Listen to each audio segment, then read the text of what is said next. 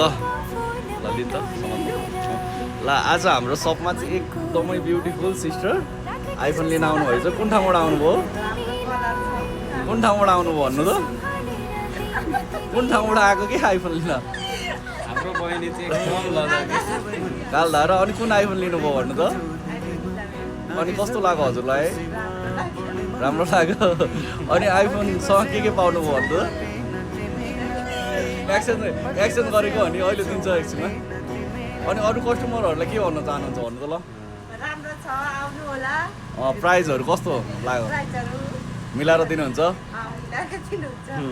राम्रो छ मेरो साथीले नि यहीँदेखि लगेको हो मैले यहीँदेखि लाँदैछु अरूलाई पनि यहीँ देख्नु भन्छु भन्नु न यो अब